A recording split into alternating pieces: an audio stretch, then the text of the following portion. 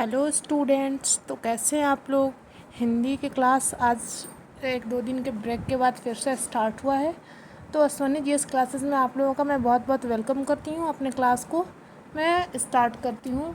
जो हम लोग उपसर्ग पढ़ रहे थे, उपसर्ग के अंदर हमने देखा था, आपको बताया था कि उपसर्ग क्या होते हैं। उपसर्ग किसी शब्द के आगे आकर, उपसर्ग ऐसे शब्दांश होते हैं जो किसी शब्द के आगे आकर उस शब्द के अर्थ में परिवर्तन कर देते हैं। उपसर्ग के स्रोत कौन कौन से हैं। उपसर्ग तीन तरह के उपसर्ग के स्रोत हैं। हिंदी के कुछ हैं उपसर्ग, कुछ संस्कृत के उपसर्ग हैं, कुछ उर्दू के उपसर्ग हैं। तो हम हिंदी को पढ़ लिए थे और आज का हमारा टॉपिक होगा संस्कृत के उपसर्ग। और संस्कृत का आप देखेंगे कि कितने उपसर्ग होते हैं और उन सभी उपसर्गों को भी देखेंगे। ये बहुत इजी टॉपिक है, बस थोड़ा सा टाइम दीजिए आप हमें एक्सप्लेन करने के लिए। और जब इससे आप क्वेश्चन देखेंगे ना, इससे कैसे क्वेश्चन बनते हैं, तो आपको लगेगा कि ये तो बहुत ही आसान है, हम कर ले जाएंगे। बाकायदे थोड़ा आप ध्यान देंगे, बशर्ते आप थोड़ा हमें ध्यान दीजिए इस चैप्टर पर, आपको एकदम समझ में आएगा। और ये चैप्टर ख़त्म होते ही हम इस पर एक टेस्ट रख लेंगे। आप लोग ये टेस्ट रखने का मेरा एक बस मोटो रहता है कि आप लोग ये समझ सकें कि क्वेश्चन किस तरह के आते हैं और उसे कैसे सॉल्व करना है। तो चलिए देखते हैं। संस्कृत में कुल 19 उपसर्ग होते हैं। कुल उपसर्गों की संख्या संस्कृत में कितनी है? 19 है। 19 में कितने कितने उपसर्ग हैं, तो जो देखिए 1 2 आपको अपने स्क्रीन पर दिख रहा होगा कि फर्स्ट में कौन है, सेकंड में कौन है, और उसके नीचे कुछ उदाहरण लिखे हुए हैं। उदाहरण लिखने का क्या मेरा तात्पर्य है कि आपको समझ में आ जाए कि इस उपसर्ग को लगाने से अर्थ किस प्रकार के अर्थ में इन उपसर्गों का हम प्रयोग करते हैं, किस प्रकार के शब्दों में इस प्रकार के उपसर्ग का हम प्रयोग करते हैं। देखिएगा, पहला हमारा है अति। अति का मतलब क्या होता है? अति का मतलब होता है अत्यंत या अधिक, या अति का मतलब होता है ऊपर। तो अति उपसर्ग लगाकर अति जो होता है, आपसे ये पूछा जा सकता है कि अति कैसा उपसर्ग है। संस्कृत का है, हिंदी का है, उर्दू का है। तो अति उर्दू का उपसर्ग हो जाता है। और इससे शब्द किस प्रकार से बनेंगे, ये देखिए। यदि हम शय में अति लगा दें तो अतिशय। अतिशय का मतलब क्या होता है? अतिशय का मतलब होता है कि बहुत ज़्यादा बढ़ा चढ़ाकर किसी बात को बताना, उसका अतिशय का अर्थ होता है। और देखिए, काल के अगर आगे, काल एक शब्द है, अपने आप में एक पॉजिटिव शब्द है, सकारात्मक शब्द है। और इस काल के आगे हम अतिकाल लगा दिए तो अतिकाल मतलब क्या होता है? कुसमय, मतलब खराब समय। जैसे आप कह सकते हैं कि भारत में अभी अतिकाल चल रहा है, मतलब खराब समय भारत का भी चल रहा है। कोरोना महामारी ऐसे छाया हुआ है तो वो खराब समय ही तो है, तो इसे अतिकाल कहते हैं। अतिक्रमण, अतिक्रमण मतलब सीमा लांघना, मतलब क्रमण के आगे जब अति उपसर्ग लगा देंगे तो अतिक्रमण। अतिक्रमण देखेंगे, सीमा लांघने का मतलब जैसे रोड पर रेहड़ी ठेला वगैरह लगता है, ये जो म्यूनसिपाल्टी की ज़मीन होती है, सरकारी ज़मीन, इसके ऊपर ये धीरे धीरे, मान लीजिए कोई ठेला लगा रहा है, फिर छोटी सी दुकान बना ले, तो जब अतिक्रमण हटाओ ऐसा देखते हैं ना सरकार के तरफ से, कभी ऐसा आने लगता है, ऑर्डर आने लगता है कि जो सरकारी ज़मीन पे अतिक्रमण किए हुए हैं उनकी तोड़ फोड़ होता है, पुलिस वाले तोड़ फोड़ के हटाते हैं। तो वही हो गया अतिक्रमण का मतलब कि ज़बरदस्ती कब्जा कर लेना, अपनी सीमा को लांघ लेना, किसी अन्य की सीमा में प्रवेश कर जाना। अब देखेंगे और क्या बनेगा? अतिशय, तो रिक्त के आगे अति लगा दिए तो अतिरिक्त। रिक्त मतलब खाली होता है और अतिरिक्त मतलब अधिक होगा। अतिरिक्त मतलब आवश्यकता से अधिक। और देखिए अति, अतीत, ठीक है। और अति से क्या बनेगा? अत्याचार। तो अत्याचार जो बनेगा, अत्याचार, इसमें सीधे अति पर नहीं लग रहा, अत्याचार जो हो रहा है, तो इसमें देखेंगे तो इसका जब आप संधि होता है अति धन आचार, जब हम करेंगे तब अत्याचार होगा, ठीक है। देखने से लग रहा है इन शब्दों में तो आपको साफ दिखाई दे रहा था कि अति लगा हुआ है शब्दों के पहले, लेकिन अत्याचार में आप देखेंगे इसका संधि विच्छेद आपको करना पड़ेगा बच्चों। संधि विच्छेद एक हिंदी व्याकरण का एक बेसिक पॉइंट होता है जिसका प्रयोग मैक्सिमम जगहों पर किया जाता है। इसीलिए संधि को सबसे पहले मैं संधि को पढ़ाई हूँ, क्योंकि इसका यूज़ आपको सभी जगह देखने को मिलेगा। अब देखिए हमारा सेकंड क्या है, हम फटाफट पढ़ाते चलेंगे क्योंकि पढ़ाना बहुत ज़्यादा है और टाइम हमारे पास कम है। एग्ज़ाम के लिए ऑर्डर आ सकते हैं जुलाई में, सो आप प्रिपेयर रहिएगा। एग्ज़ाम आप कभी भी लें, लेकिन हमें अपना चैप्टर तो कंप्लीट रखना होगा ना। तो देखिएगा सेकंड में हमारा क्या आता है। सेकंड हो गया अधि। अधि का मतलब क्या होता है? अधि का मतलब होता है श्रेष्ठ। और अधि जो है ये भी हमारा संस्कृत का वर्ड है। और अधि जब किसी शब्द के आगे लगेगा, अधि एक शब्दांश है। शब्दांश का क्या मतलब होता है? किसी शब्द का अंश, उसको बोलेंगे शब्दांश। शब्दांश देखिए, राज के पहले अधि लग गया तो अधिराज। अधिराज का मतलब क्या होता है? महाराज, महाराजा, अधिराज ऐसा बोलते हैं ना, वही अधिराज हो गया। अधिराज का मतलब क्या होता है? महाराज। और देखिए अधिमास मतलब मलमास। मलमास हिंदी शब्द है। और अगर मलमास से समझ में आपको नहीं आ रहा होगा तो लीप ईयर, जिस साल में फरवरी 29 का होता है उसे अधिमास कहते हैं। या थोड़ी और हिंदी में संस्कृत में अधिमास कह दिए, हिंदी में मलमास कह दिए, इंग्लिश में लीप ईयर कह दिए। आपको अब जो समझ में आ रहा है उससे आप अपने आप में समझ अपना बैठा लीजिए, आपको जो समझ में आया। अब देखिए क्षेत्र को अधिक्षेत्र यदि कह दिए कि हमारे अधिक्षेत्र में इतनी ज़मीन है, मतलब जो भी सपोज कर लीजिए, तो अधिक्षेत्र मतलब क्या हो कि अपने अधिकार क्षेत्र में जो ज़मीन है उसे अधिक्षेत्र कहते हैं। अधिलाभ, अधिलाभ क्या? लाभ मतलब तो होता है प्रॉफिट, लेकिन अधिलाभ अगर लगा दिया, अधिलाभ अगर आपको दिखा तो अधिलाभ मतलब अधि मतलब हो जाएगा अधिक, ज़्यादा, श्रेष्ठ, अच्छा, ठीक है। तो अधिलाभ मतलब हो गया अतिरिक्त लाभ। अब थर्ड देखेंगे, आपका थर्ड क्या कहता है? थर्ड हमारा है अनु। तो अनु, अनु का मतलब क्या होता है? अनु भी संस्कृत का शब्द है। इसका मतलब क्या होता है? क्रम या समानता। अनु का मतलब होता है क्रम। क्रम का मतलब क्या होता है? क्रमवार, मतलब एक सीरियल वाइज, एक लाइन वाइज, मतलब एक लिमिट है, एक क्रम है, हमारा एक नियम है। इस क्रोनोलॉजी में हमें कुछ कार्य करना, उसे पर कहीं ऐसे लाइन वाइन, कहीं गए हॉस्पिटल में गए, कहीं भी दुकान में गए, आपको दिखेगा कि आपको लाइन लगा हुआ है, तो क्रमवार आइए, क्रोनोलॉजी से आइए, सभी लोग ऐसा बोलते हैं ना, तो वही हो गया क्रम। अनु का मतलब क्या होगा? क्रम। या अनु का मतलब हो गया समानता। तो अनु से कैसे शब्द बनेंगे ये आप देख लीजिए। और उन शब्दों, जिन शब्द को आपको समझ में नहीं आ रहा होगा, उसका मैं एकदम थोड़ा उसको और इजी में, हल्के में मैं करके लिख दी हूँ कि उसका मतलब क्या होता है। देखिए, एक शब्द होता है अनुकरण। अनुकरण तो विद्यालय में आप जब आप ऐसे एग्ज़ाम्स होते हैं आपके, तो जो एग्जामिनर होता है वो आपको बोलता है ना कि कोई किसी का अनुकरण नहीं करेगा, अपनी अपनी कॉपी में सभी लोग देखेंगे। अनुकरण मतलब क्या होता है? मतलब देखा देखी करना, किसी का देख के कोई कार्य करना, किसी के देखने से कोई कार्य, मतलब कोई बच्चा, कोई स्टूडेंट कुछ लिख रहा है तो उसमें से कॉपी करके लिखना अनुकरण हो गया। कोई दूसरा कुछ कार्य ही कर रहा है, कोई बच्चा पढ़ रहा है तो उसे देखकर, किसी उसका कोई दोस्त है तो वो खेल रहा है पहले से, उसे देखकर उसके मन में भी ऐसी आती है कि चलो हम भी पढ़ते हैं, तो वो क्या हो गया? अनुकरण। अनुकरण का मतलब क्या होता है? कि किसी के देख के कार्य करना। अब देखिए अनुभव। अनुभव का मतलब क्या होता है? कि किसी कार्य का प्राप्त ज्ञान, किसी कार्य को जो आदमी कंटिन्यूअसली 4-5 सालों से, मतलब एक लगातार डेज बाई कर रहा है, 1 साल से कर रहा है, 6 महीने से कर रहा है, 4 महीने से कर रहा है, 2 महीने से कर रहा है, तो वो क्या हो गया? तो उसको जो उस कार्य को करने से जो उसके पास, उस कार्य को करने से उसके पास जो कॉन्फिडेंस आ जाएगा ना बच्चों, जो उसके पास आ जाएगा कि इस ये कार्य को हम बार बार करते, उस कार्य को वो बहुत अच्छे तरीके से कर सकता है। एक नए इंसान के मुकाबले कोई नया व्यक्ति को वही उसी कार्य को करने जाएगा तो उससे बेहतर वो जो पहले से करते आ रहा है वो आदमी वो कार्य कर सकता है। तो इसका मतलब क्या हो गया? किसी कार्य से को करने से जो हमें ज्ञान की प्राप्ति होती है, जो हमें कौशल की प्राप्ति होती है, उसे क्या कहते हैं?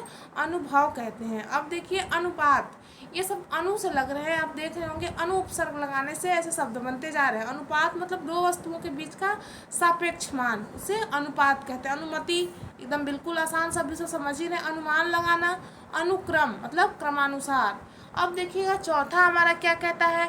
चौथा उपसर्ग कौन सा है? अप उपसर्ग है चौथा। अप उपसर्ग से कैसे, अप मतलब क्या होता है पहले ये जानेंगे, उसके बाद उससे देखेंगे कि शब्द कैसे बन रहे हैं।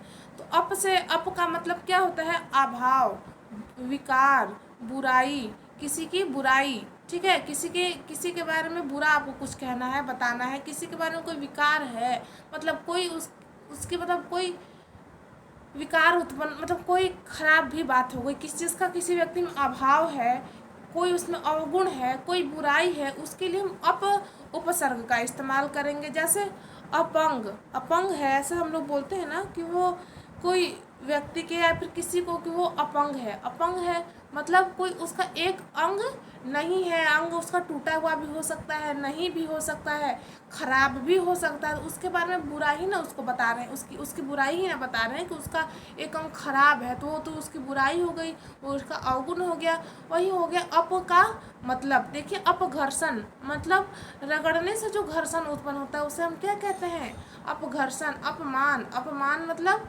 अनादर करना, किसी की इज्जत का अनादर करना, किसी को इज्जत नहीं देना, ठीक है। अपराध करना मतलब अवैध कार्य करना। अपकर्ष, उत्कर्ष मतलब ऊपर जाना, ठीक है। अपकर्ष मतलब नीचे जाना, मतलब अपनी जो जीवन है उसमें कोई व्यक्ति तरक्की करता है तो उसे कहते हैं ना कि वो उत्कर्ष पे जा रहा है। तो कोई व्यक्ति अगर तरक्की, जो पहले से अच्छा इंसान है, उस वो अपने मतलब उसका स्टेटस अगर गिरते जाए समाज में, उसका गिरते जाए तो क्या कहते हैं, वो अपने अवकर्ष पर है, उसका अपकर्ष हो रहा है, वो नीचे गिर रहा है, ठीक है। और देखिए अपयोग मतलब बुरा योग, जिसका बुरा समय चल रहा है उसे क्या कहते हैं, अपयोग कहते हैं। तो ये आप 4 5 6 उदाहरण देखें। चौथे नंबर का जो उपसर्ग था अप से, तो अप का मतलब क्या होता है, बुराई। अब इसका आप उपयोग बहुत जगह पे कर सकते हैं। अब इसको अच्छे से अभी बस आप देखते जाइए, पढ़ते जाइए, इसमें से याद किसी को नहीं करना, आपको बस समझना है। और जब क्वेश्चन आएगा ना, ऐसे बताना आपको मुश्किल है कि क्वेश्चन कैसे पूछे जाएंगे। जब आपके पास क्वेश्चन आएगा उपसर्ग से रिलेटेड तो आप खुद ही समझ जाएंगे, और नहीं समझेंगे तो फिर हम हैं ही, तो फिर क्वेश्चन को वहाँ भी आपको एक्सप्लेन करके समझाया जाएगा। अब देखिए 5वां हमारा उपसर्ग क्या कहता है, अभी। अभी का मतलब क्या होता है, इच्छा, पास, या किसी का इच्छा है या किसी के पास है या फिर किसी मतलब उसी में सन्निहित। अभी का मतलब क्या होता है, समाहित, सन्निहित, ठीक है। देखिए अभिप्राय, आपका अभिप्राय क्या है, मतलब आपकी इच्छा क्या है। अभिलाषा, अभिलाषा क्या है, आपकी इच्छा क्या है। अभिलाषा भी तो वही चीज़ हो गई। अभिप्राय मतलब आपका मकसद क्या है, आपका मतलब क्या है, आप क्या कहना चाहते हैं। अभिज्ञ मतलब, अभिज्ञ मतलब जो जिसको जानकारी हो। अनभिज्ञ मतलब जो नहीं जानता हो। अभिज्ञ मतलब जो जानता हो। अभिरक्षक, रक्षा करने वाला, ठीक है, रक्षा करने वाला। अभियोग, अभिभावक, ये सब तो इजी है, अभिभावक को समझाने की ज़रूरत नहीं, आप समझ ही रहे होंगे इसका मतलब क्या होता है। 5वां नंबर हमारा क्या था, अभी। अभी का मतलब क्या होता है, इच्छा या पास, ये संस्कृत के हैं। और इसका प्रयोग कैसे कैसे हो सकता है ये आप देख लिए। किससे शब्दों के आगे ये लग के शब्द का योग का मतलब अलग कुछ और होता है, रक्षक का मतलब कुछ और था, अभिरक्षक और कुछ होगा, मतलब बदल जाएगा, ठीक है। अब 5वां नंबर हम देख लिए। 6ठे नंबर का उपसर्ग क्या कहता है, अव। अव मतलब क्या होता है, अव का प्रयोग हम कभी विलोम शब्द बनाने लगेंगे। विलोम शब्द जब आप देखेंगे तो वहाँ आप अव का प्रयोग करना आपको पड़ेगा किसी का विपरीतार्थक शब्द बनाने के लिए। और अव का मतलब और कहाँ यूज़ होगा, तो इसका किसी का अगर बुराई करना हो तो अव का प्रयोग करते हैं, ठीक है। अनादर करना हो तो अव का प्रयोग करते हैं। अब देखिए गुण, गुण मतलब क्या होता है कि अच्छा गुण, किसी में अच्छी कोई आदतें हों तो उसे गुण कहते हैं। लेकिन उसके आगे जब उसकी बुराई करनी हो तो आप अव लगा दीजिए गुण के आगे, तो अव लगाने से क्या बनेगा, अवगुण। मतलब अवगुण मतलब किसी के खराब गुण, किसी की खराब क्वालिटी है उसे बताना। मानव मतलब इंसान, अवमानव मतलब खराब इंसान, तो उसकी बुराई बताई जा रही है इंसान की। अवकाश देखेंगे, उसके आगे अव लगा दीजिए, अवकाश मतलब क्या हो जाएगा, छुट्टी। क्षय होना, अवक्षय होना, ठीक है। और देखिए अवनति, तो उन्नति का उल्टा क्या हो गया, अवनति। तो बुराई बताने के लिए हर हो रहा है। उन्नति करना मतलब सफलता प्राप्त करना, अग्रसर होना, आगे बढ़ना। अवनति मतलब नीचे गिरना। तो यहाँ बुराई बताने का इसका प्रयोग किया जा रहा है। किसी की खराब आदतों को, किसी की खराब चीज़ को उठाने के लिए हम अव का प्रयोग करते हैं, उसे बताने के लिए, उसे दिखाने के लिए, ठीक है। अब 7वां नंबर में आप देखेंगे आ का मतलब क्या होता है, आ का मतलब और, समेत, सब तरफ। मतलब आ का मतलब हो गया कि सभी ओर, चारों तरफ, समेत मतलब सभी को मिला के, समावेश, जहाँ लोगों का समावेश होगा उसे क्या कहेंगे, समेत। मतलब सभी के मतों को मिला देंगे तो वो हो जाएगा समेत, ठीक है। तो आ का प्रयोग दिखेगा जैसे आकार, आचरण, आरंभ, आदान। इससे बनने वाले आप 4 शब्दों को देख लिए। और इन शब्दों को ना ही इन उपसर्गों को। आपको बस ये ध्यान में रखना है कि ये उपसर्ग याद नहीं करना है पूरी की पूरी, बस ये आपको ध्यान में रहना चाहिए कि ये उर्दू के हैं, हिंदी के हैं या फारसी के हैं। जब आप सॉरी फारसी के नहीं, उर्दू के हैं। जब हिंदी, उर्दू और संस्कृत की बात आएगी तब उर्दू और हिंदी में उर्दू तो बिल्कुल अलग रहेगा। सॉरी, संस्कृत और हिंदी में लिटिल बिट कन्फ्यूज़न हो सकता है, थोड़ा सा कन्फ्यूज़न हो सकता है, लेकिन उर्दू के जब उपसर्ग देखेंगे वो बिल्कुल ही जुदा रहते हैं, वो बिल्कुल ही अलग रहते हैं, वो आपको पहचानने में प्रॉब्लम नहीं होगा। और पहचानने वाले क्वेश्चन एग्ज़ाम में देखने को बहुत कम मिलते हैं। आपको बस ऐसा ही वर्ड दिया हुआ रहेगा, जैसे आपको एग्ज़ाम में पूछ देगा कि उत्कर्ष में कौन सा उपसर्ग लगा है, तो आप तुरंत देख के पहचान जाएंगे कि उत्कर्ष में कौन सा उपसर्ग लगा है, उत उपसर्ग लगा हुआ है, उत उपसर्ग लगा हुआ है। ठीक है, बस आपको इसी तरह क्वेश्चन आएंगे। या फिर कोई आपको शब्द दे देगा और बोलेगा उसमें इसमें, और 2-3 ऑप्शन, 4 ऑप्शन दे देंगे, उसमें उपसर्ग दे देंगे, आपको लगाना किस उपसर्ग की सहायता से एक सार्थक शब्द बनाया जा सकता है। तो आपको वही पहचान के उस शब्द में कौन सा उपसर्ग सूट करेगा, उसके सूटेबल वाले उपसर्ग को ऐड करके आपको बना के आंसर लगा देना है कि कौन सा उस उपसर्ग उसमें लगेगा। देखिए 8वां नंबर में उत है या उद है। उत मतलब क्या आता है, ऊपर या उत्कर्ष। ठीक है, ऊपर, तो उत्कर्ष हो गया, उत उपसर्ग लगा के। उत धन थान, उत्थान हो गया। उत धन पन, उत्पन्न हो गया। उत धन भाव, उद्भाव हो गया। उत धन पन, उत्पन्न, ये तो हो ही गया है। उत धन गम, उत धन गम, उद्गम। ठीक है, ये सारे संधि पर रिलेटेड होते हैं बच्चों।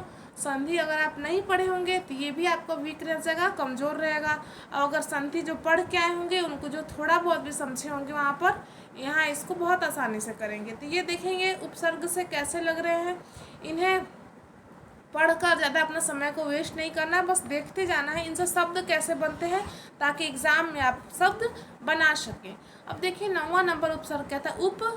उप आया, उत आया, उत के बाद आया उप। उप मतलब क्या होता है, उप मतलब होता है कि गौण है, सदृश है, या हीनता के लिए इसका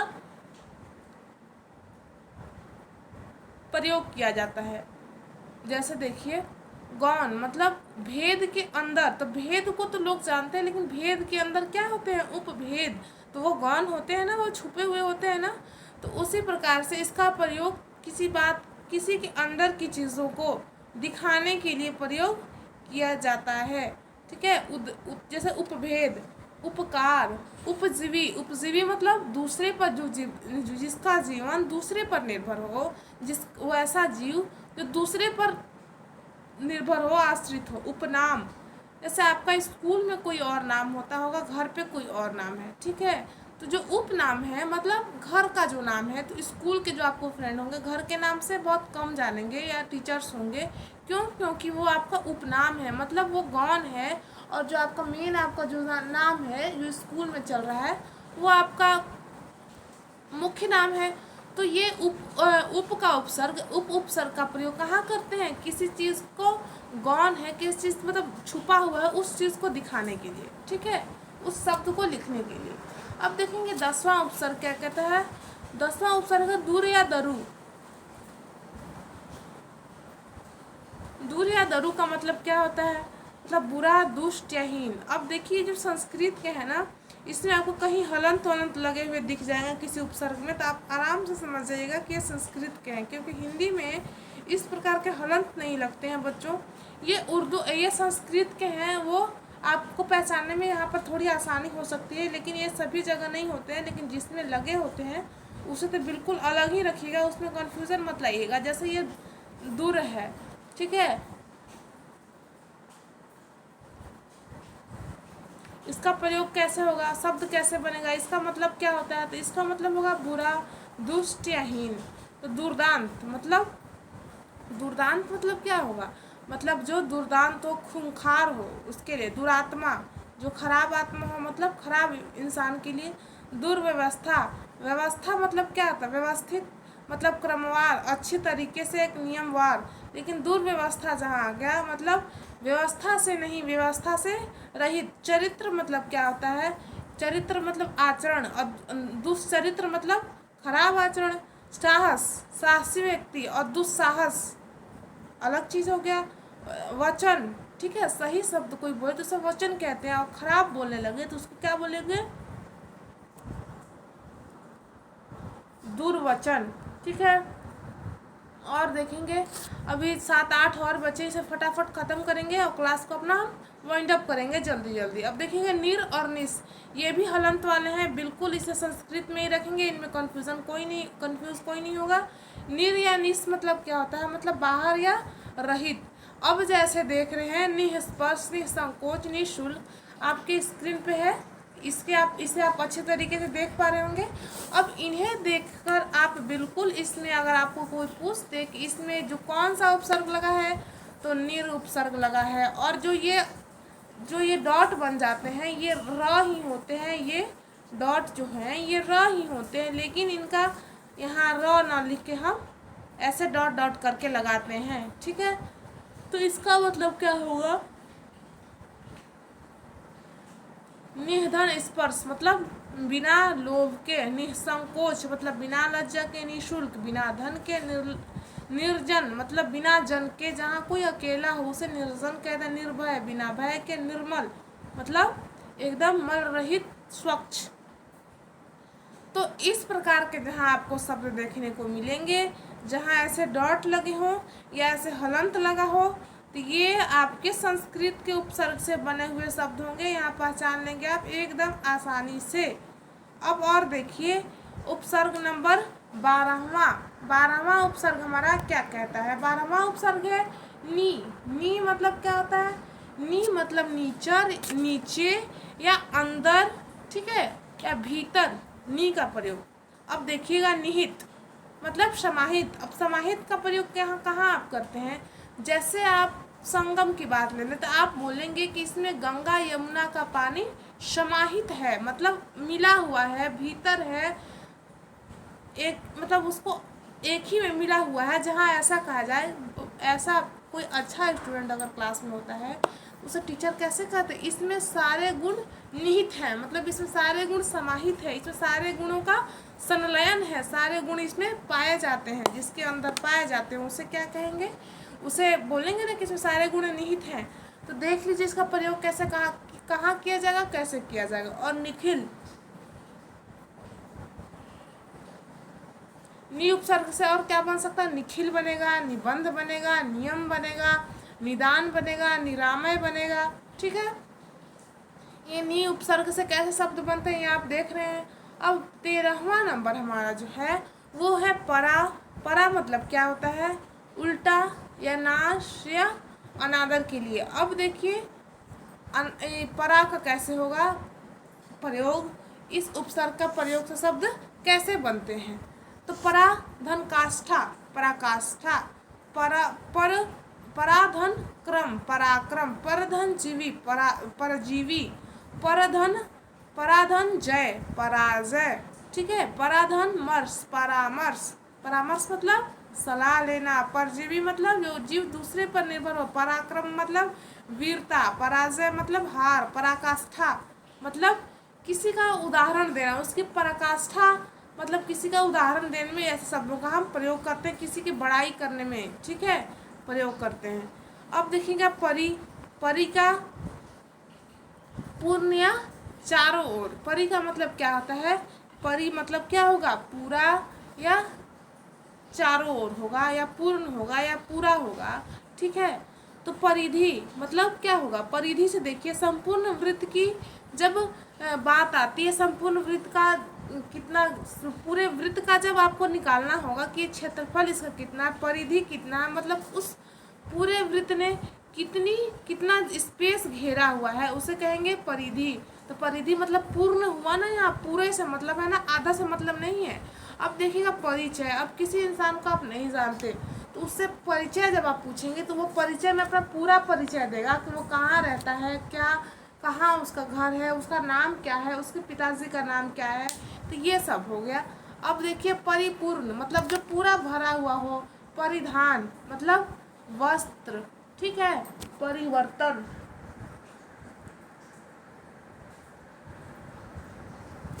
अब देखिएगा प्रा का मतलब क्या होता है? अधीन, आगे या ऊपर। अब देखिए प्र से कैसे शब्द बनेंगे। प्र से बनेगा प्रचार, प्रचंड, प्रगति, प्रकोप, प्रकाश, प्रकृति। ठीक है। अब इन सबों को समझाने वाली इसमें कोई चीज़ नहीं है बच्चों, इसीलिए हम जल्दी जल्दी उसे पढ़ के आपको बस दिखाते चल रही हूँ एक एग्जाम्पल के तौर पर कि शब्द कैसे बनेंगे इन उपसर्गों से। अब समझाने की बात यहाँ बिल्कुल भी नहीं है। क्वेश्चन आपको कराऊंगी मैं, अगर आपको समझ में नहीं आया, क्या प्रॉब्लम हो रहा हो, आप भी जान जाएंगे, हम भी समझ जाएंगे कि आपको क्या नहीं समझ में आ रहा है, तो वहाँ आपको फिर से बता दिया जाएगा। हालांकि इसमें ज़्यादा सोचने समझने वाली बात है नहीं, बहुत ही इजी चैप्टर माना जाता है उपसर्ग और प्रत्यय। उपसर्ग तो एकदम ही आसान है, प्रत्यय में थोड़ा सा नियम आते हैं तो उससे बता देंगे हम यहाँ है ना, तो आपको कोई डरने की आवश्यकता नहीं है। जब तक मैं पढ़ा रही हूँ आपको एकदम आसान से मैं समझाने की कोशिश करती हूँ, अब आपको समझ में आता होगा ऐसा मैं उम्मीद भी करती हूँ। अब प्रचंड मतलब क्या होता है, देखिए जिसका वेग तेज हो, जैसे तूफान आया, तूफान आया, आपको ऐसा सेंटेंस भी दिया जा सकता है और उसमें कुछ वर्ड, तो आपको उसमें चुनना होगा कि किस वर्ड में हम उपसर्ग लगाएंगे, किस वर्ग में। अब कोई क्वेश्चन दे दिया जाएगा, ऑप्शन में 4 उपसर्ग दिए रहेंगे, आपको चुनना होगा कि इसमें कौन सा उपसर्ग लगाकर इस वाक्य के अर्थ में परिवर्तन कर सकते हैं। आप देखेंगे कि ऐसा क्वेश्चन अगर आया कि तूफान बहुत तेज़ आ रहा है और ऑप्शन में देगा कि प्र उपसर्ग, प्रति उपसर्ग, आ उपसर्ग, अति उपसर्ग, तो आप क्या कहेंगे कि तूफान अति तेज आ रहा है? नहीं, बिल्कुल गलत हो जाएगा। तो तूफान प्रचंड आ रहा है, प्रचंड तूफान का प्रचंड वेग से तूफान आ रहा है, प्रचंड वेग से प्रचंड बारिश हुई, ऐसे कह सकते। तो यही आपको देखना है कि किस उपसर्ग का प्रयोग आप कहाँ कर सकेंगे, कितना बेहतर शब्द को बना सकेंगे, किस उपसर्ग की मदद से वाक्य को ज़्यादा अच्छा बना सकेंगे, शब्द को ज़्यादा सुंदर बना सकेंगे। आपको बस यही समझ विकसित करनी है और ये विकसित पढ़ने से, इसको बस पढ़ लेने से नहीं हो जाएगा। जब तक क्वेश्चन सॉल्व नहीं करेंगे इम्पॉसिबल है उसको करना। ठीक है। अब प्रति को देखिए, ये 16वां नंबर है। अब 3 इसके बाद और है, उसे हम कर लेंगे और क्लास आज हो जाएगा ख़त्म। अब प्रति का देखिए, प्रति का मतलब क्या होता है, बदले में, सामने या उल्टा। प्रतिबंध, ठीक है, प्रतिद्वंदी, किसी का मतलब क्लास में 2 अगर तेज बच्चे हैं तो एक दूसरे के वो क्या होते हैं, प्रतिद्वंदी होते हैं, एक दूसरे के प्रतिद्वंदी। इसका प्रयोग उल्टा, अपोजिट, विपरीत के लिए हम करते हैं। जैसे प्रतिलोम, मतलब कोई दो मित्र हैं, या मान लीजिए 2 भाई बहन हैं, एक बहुत शैतान है एक शांत है, तो हम ऐसे बोलते हैं ना, इन दोनों भाई बहन तो हैं, दोनों भाई बहन तो हैं, लेकिन दोनों का जो व्यवहार है एक दूसरे के विलोम है, प्रतिलोम है, अपोजिट है, ऐसे करते हैं। या इसका प्रयोग हम बदले में भी कर सकते हैं। जैसे फल का बदले में क्या हम करेंगे, प्रतिफल। यदि आपको कोई गिफ्ट किया, यदि आपने क्लास में कुछ अच्छा किया, तो उसका फल आपको क्या मिलेगा, उसके बदले में आपको क्या मिलेगा, प्रतिफल मिलेगा। प्रतिफल मतलब एक प्राइज़ हो गया, आपको गिफ्ट मिल सकता है, आपको प्राइज़ मिल सकता है, आपको मेडल मिल सकता है, तो उसी को प्रतिफल कहते हैं।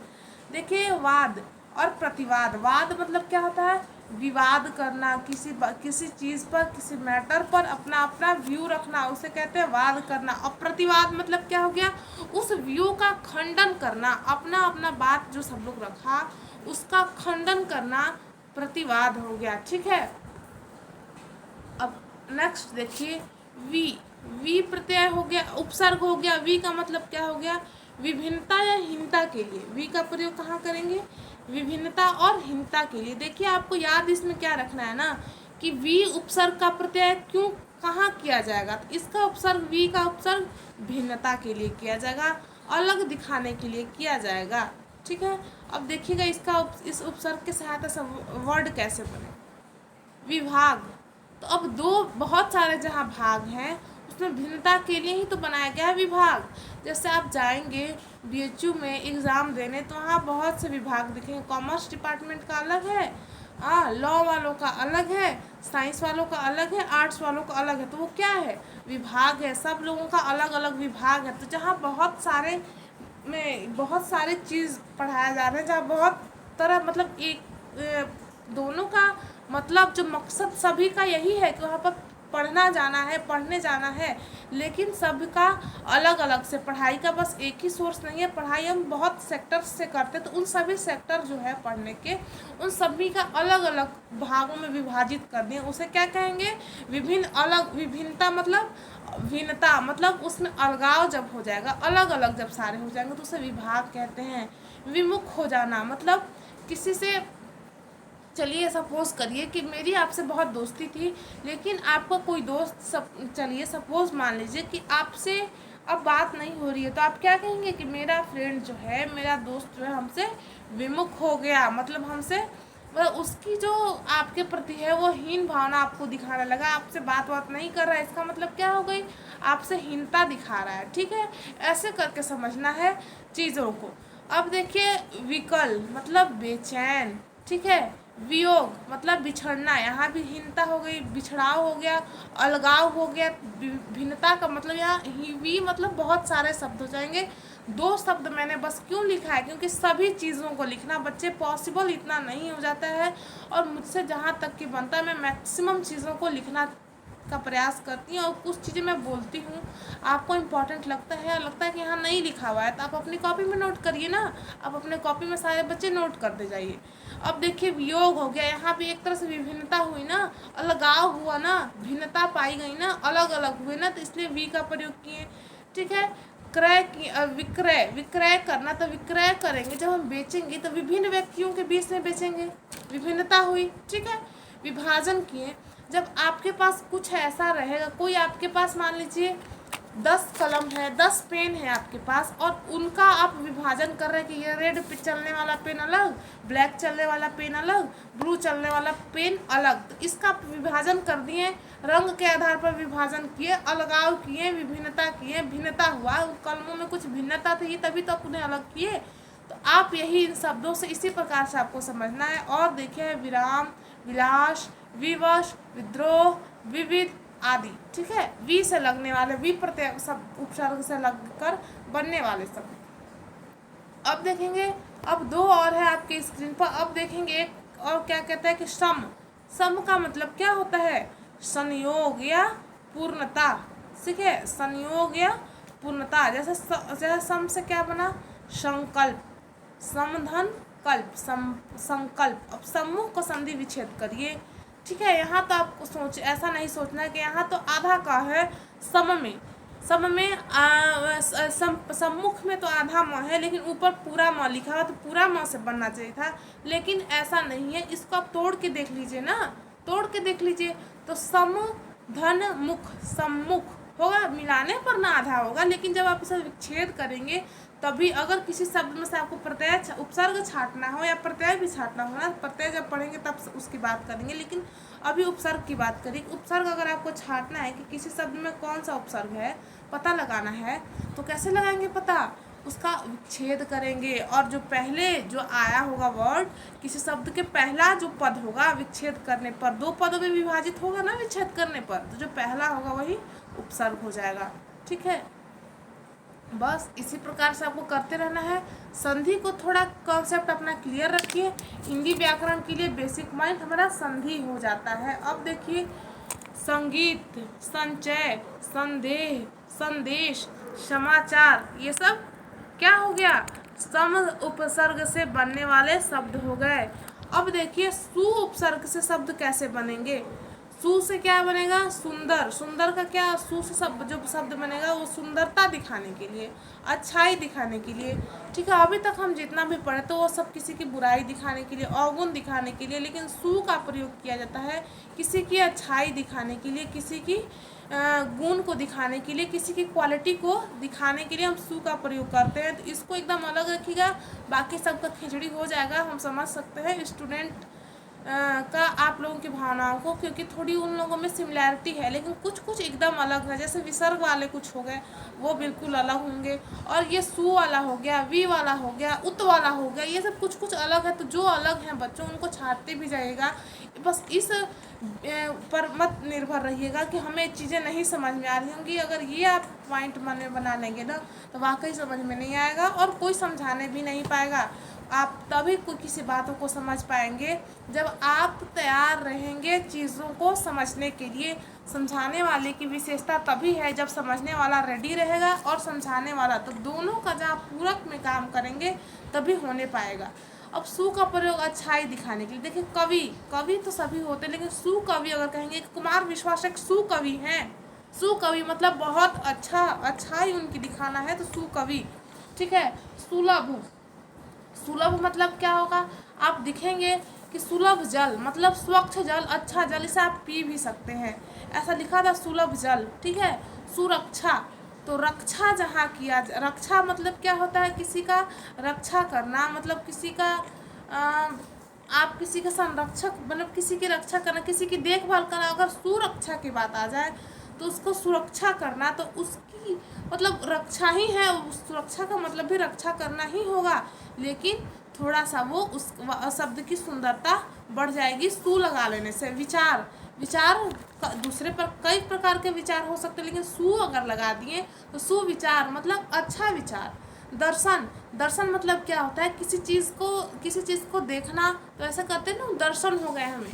तो दर्शन के आगे, दर्शन का मतलब अच्छी चीज़ को देखना भी हो सकता है, बुरी चीज़ को देखना भी हो सकता है, लेकिन दर्शन के आगे सु लगा लिए ना, सुदर्शन। सुदर्शन मतलब आपको सुबह सुबह गंगा घाट पे अगर ले जाया जाए तो आप ये सुबह में हमें सुदर्शन प्राप्त हुए गंगा माँ की। सुदर्शन मतलब अच्छा दर्शन, जिसकी मतलब जो दर्शन तो हो लेकिन वो सुंदर दर्शन हो, अच्छा दर्शन हो। गंध, गंध कैसा भी हो सकता है, खराब गंध भी हो सकता है और अच्छा गंध भी हो सकता है। गंध कहने से आप ये सोच भी सकते हैं कि वो खराब भी हो सकता है, अच्छा भी हो सकता है, वहाँ पे थोड़ा कंफ्यूजन रहेगा कि गंध कैसा है। लेकिन जब कोई सुगंध कहता है, सुगंध मतलब अच्छा गंध, सुंदर गंध। ठीक है। और सुचारू, सुचारू मतलब क्या होता है, लगातार, मतलब जो चीज़ बिना रुके चलती रहे उसे क्या हम कहेंगे, सुचारू कहेंगे। तो ये आप देखिए बच्चों, आज के कुल 19 उपसर्ग, जो संस्कृत के स्रोत के 19 उपसर्ग हैं। हिंदी के स्रोत के कितने उपसर्ग थे, तो 10 स्रोत, हिंदी के स्रोत से 10 उपसर्ग लिए गए हैं, उर्दू से 19 उपसर्ग लिए गए हैं। तो आज के लिए बच्चों इतना ही। नेक्स्ट क्लास में हम पढ़ेंगे उर्दू से कितने उपसर्गों को लिया गया है और उनके बारे में जानेंगे। उसके बाद हम उपसर्ग से रिलेटेड एक टेस्ट, प्रत्यय से रिलेटेड एक टेस्ट और चैप्टर क्लोज। तो लगभग इस वीक का मुझे समय दीजिए और इस वीक में हम ख़त्म कर देंगे और एक नया चैप्टर स्टार्ट करने का भी मेरी पूरी की पूरी कोशिश रहेगी। तो मिलते हैं बच्चों नेक्स्ट क्लास में, हिस्ट्री क्लास में आपसे फिर हम बात करेंगे। आज शाम को हम लोग मिलते हैं हिस्ट्री क्लास में। आज के लिए इतना ही।